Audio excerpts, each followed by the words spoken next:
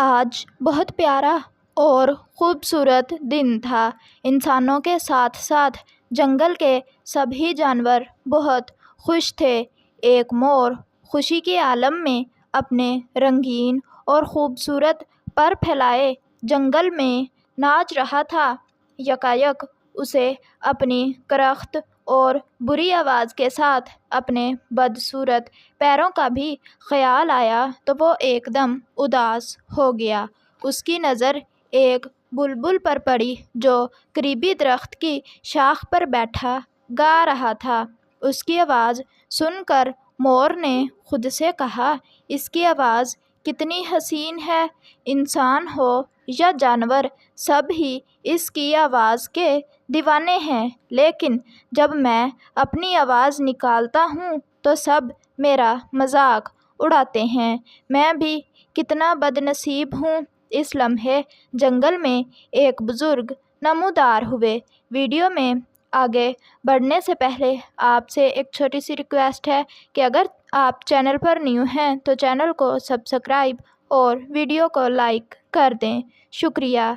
اس بزرگ نے مور سے پوچھا، تم اس قدر اداس اور پریشان کیوں لگ رہے ہو؟ مور نے بزرگ کو دیکھا اور کہا، میرا جسم کتنا خوبصورت ہے اور میرے پر تو بہت ہی حسین ہیں، لیکن میرے لیے یہ ساری خوبصورتی بیکار ہے کیونکہ میری آواز اتنی کرخت اور بری ہے کہ جو بھی اسے سنتا ہے وہ خوب ہنستا ہے۔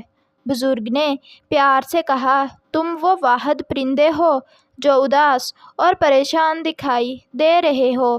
اللہ تعالیٰ نے اپنی مخلوق کو بہت سی نعمتیں عطا کی ہیں، تمہیں خوبصورتی اور حسن سے نوازا ہے، عقاب کو طاقت عطا کی ہے، بلبل کی میٹھی اور سریلی آواز ہے، اس لیے اپنی خامیوں پر پریشان مت ہو بلکہ اپنی خامیوں کے ساتھ جینا سیکھو، اسی میں خوشی بھی ہے اور اطمینان بھی۔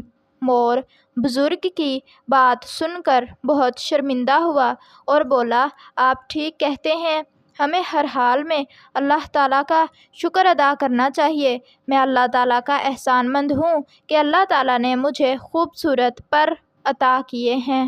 اس دن کے بعد سے اب مور نے اداس رہنا چھوڑ دیا ہے، بلکہ اب وہ ہمیشہ خوش رہنے لگا تھا۔ ملتے ہیں آپ سے نیکسٹ ویڈیو میں، تب تک کے لیے اللہ حافظ۔